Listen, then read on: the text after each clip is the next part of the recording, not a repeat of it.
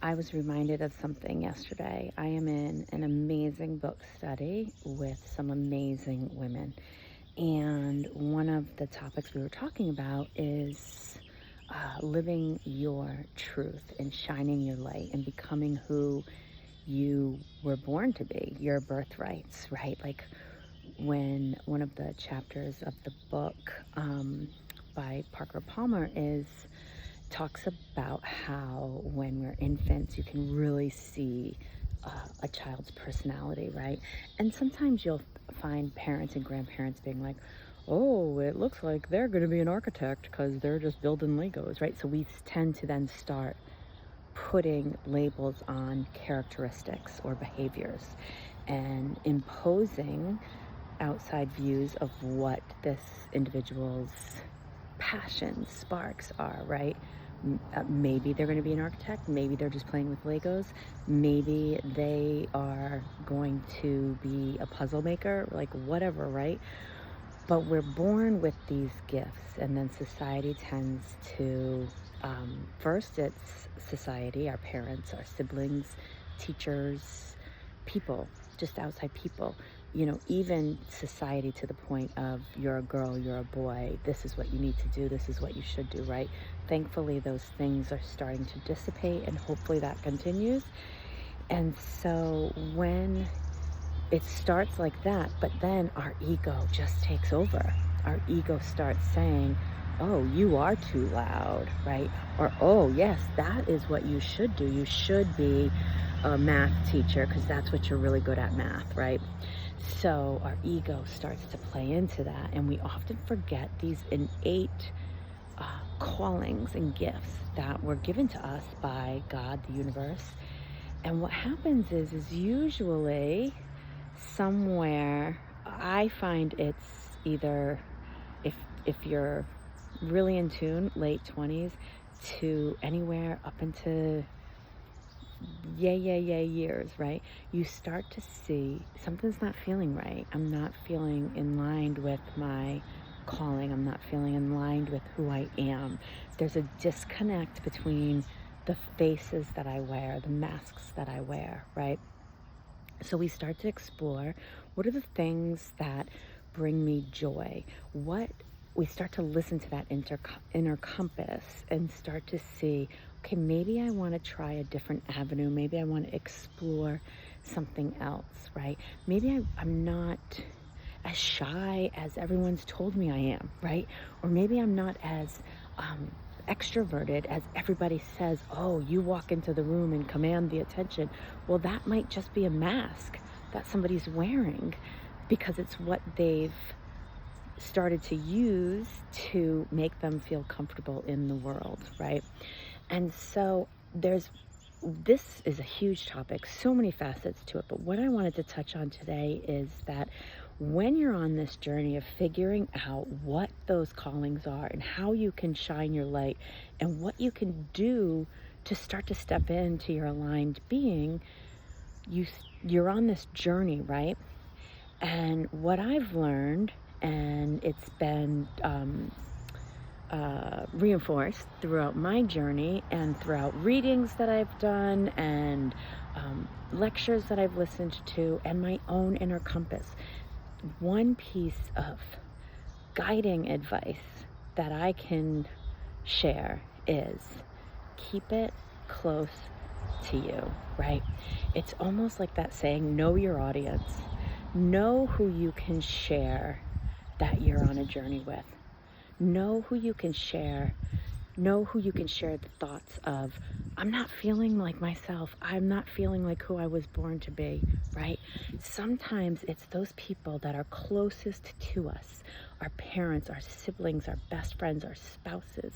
Sometimes it's them that are so used to seeing us in our masks and so used to putting us in boxes that the second we say, this isn't feeling comfortable, human nature, their egos flare and say, whoa, wait a minute, I've had it wrong all this time. You're not who you are playing to be, right? So there's two sides to this. We want to settle in, know our audience, create a community where we can change and grow and share the ups and downs of this journey of discovering who we are. You find that community, you find the people, you know your audience, know who you can share this with, right? Then you're developing inner confidence, you're developing almost like that foundation to your house, right? You're developing something strong to stand on. And then at that point, when almost like you've got your ducks in a row, sort of say, right? You trickle out and start to know your audience. Start to say, this is who I am becoming. You start to learn the language of your soul, and you're able to communicate your wants and needs and goals more clearly to those who may not be as receptive as to the changes that you want to make as others are, right? And so that's the piece of advice, right? Gain a little confidence, get your footing, figure it out, right? Because this journey is full of ups and downs, and you want to have people that can support you, and you want to have people that can relate to what you're going through, and that almost aren't so well-worn grooves in your life, if that makes sense, right? So that's where you find your outside communities, your coaches, your therapists, your new groups of friends from the interests that you are exploring, right? And then once you find that confidence, once you find that footing, once you kind of almost have your game plan a little bit laid out, that's when we can spread our wings and stand more confidently in who we want to become. So there's lots of little sayings. Keep it close to the vest, right? And it's not playing a game. It's not tricking anybody.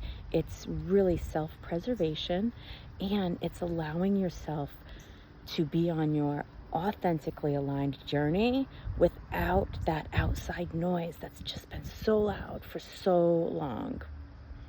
So gain your confidence, gain your footing, and spread your wings. Become who you were aligned to be, and start sharing that light with the world. We all are waiting to see it. So here is your homework.